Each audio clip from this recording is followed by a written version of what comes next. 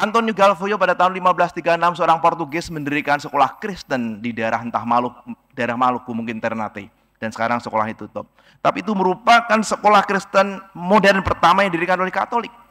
Kemudian pada 1607 sekolah Kristen pertama didirikan oleh Belanda.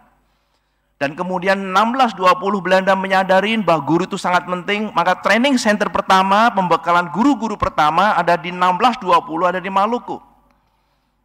Dan sekolah ini merupakan sekolah modern yang merintis di Indonesia.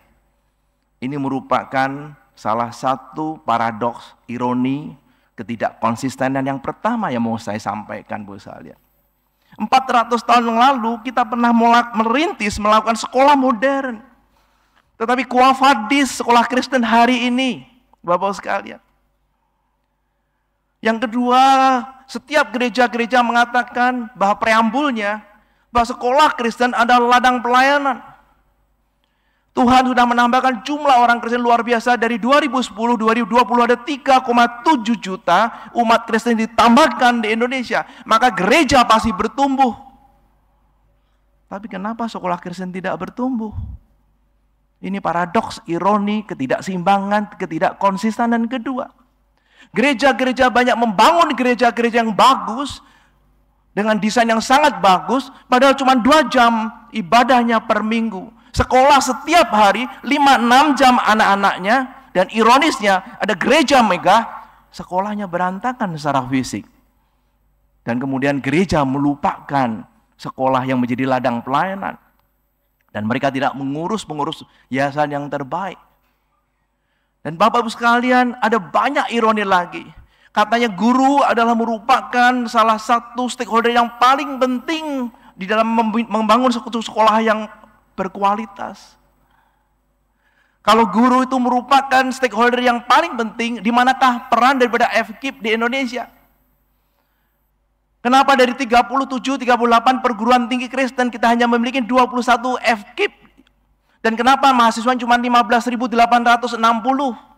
Sehingga setiap tahun kita hanya meluluskan 4.000 guru Kristen saja untuk melayani hampir 5 juta anak-anak Kristen di seluruh Indonesia. Dan ini akan menjadi bencana nasional.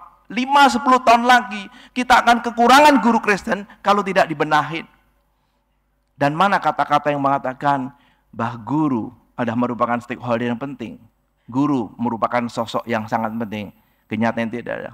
Orang mengatakan guru sangat menentukan kualitas siswa. Karena dari gurulah kemudian siswa itu berkualitas atau tidak. Siswa yang berkualitas akan menentukan alumni. Alumni akan menentukan reputasi. Reputasi akan menentukan banyak hal, kemajuan sekolah, menambah jumlah siswa. Dan akhirnya cash flow. Tapi kenapa guru digaji dengan gaji yang minim? Ini paradoks dan ironi yang luar biasa. Dan banyak sekali orang tidak menyadari. Dan kalau guru-guru yang bagus, dia akan mencetak manajer, dia akan mencetak direktur yang bagus, dia akan mencetak pelaku-pelaku bisnis. Tetapi pelaku bisnis yang bagus tidak mencetak guru. Pelaku bisnis tidak mencetak guru-guru yang baik dan berkualitas, tetapi guru bisa mencetak mereka. Tapi kenapa gaji guru hanya 5%, 10% daripada direktur? Coba Bapak sekalian pikirkan.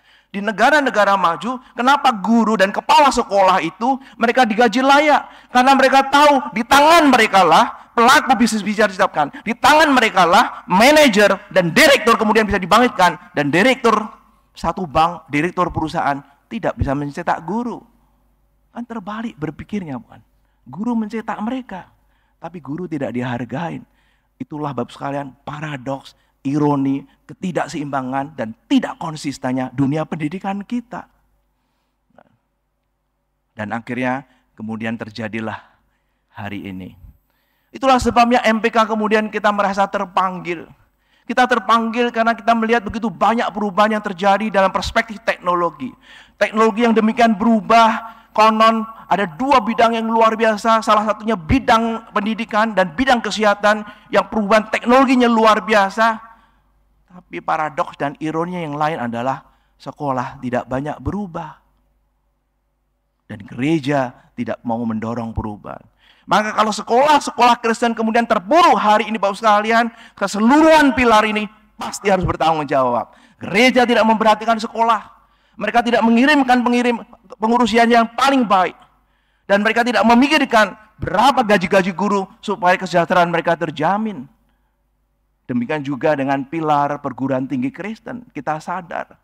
Kenapa FKIP kita kemudian menjadi lemah? Karena fakultas FKIP adalah fakultas yang paling tidak profitable. Yang paling tidak mendatangkan uang.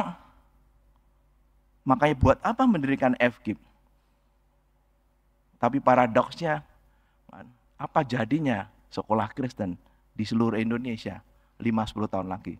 Maka Bapak sekalian, kan, rasanya kalau ditambah begitu banyak paradoks dan ironi, ketidakseimbangan, ketidakkonsistenan di dunia Kristen ini masih panjang daftarnya.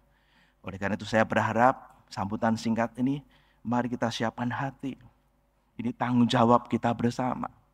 Itulah kenapa MPK dengan 48 pengurusnya, ada visi yang baru, ada misi yang baru. Kita bekerja dengan tulus. Maka pada saat kita berkolaborasi nantinya, saya bersyukur ada 20 lebih nanti lembaga berkolaborasi dengan kita. Kita katakan di dalam MOU, jangan ada kata-kata mutual benefit. Kenapa? MPK tidak mencari benefit. Maka di dalam MOU kita jangan pikirkan benefitnya kepada MPK. Kita jadikan sekolah-sekolah Kristen terutama yang terpuruk menjadi stakeholder utama, menjadi subjek utama. Jangan jadikan mereka sebagai ajang promosi. Jangan jadikan mereka sebagai objek di mana kita ingin menangkap mereka. Tapi mereka subjek di mana kita akan melayani mereka, Bapak sekalian. Dan Bapak sekalian, tapi mari kita siapkan hati selama 2 hari ini. Kita pikirkan, kalau tidak ada sesuatu yang nyata selama 2 hari ini, kita tanggung kesalahan ini bersama. Ya. Perguruan tinggi Kristen, sadarlah, Anda harus mencetak guru. Dan ini memang bukan masalah profitability. Gereja-gereja Anda bertumbuh, tapi pengurus yayasan puntang-panting oleh karena membikin sekolahnya.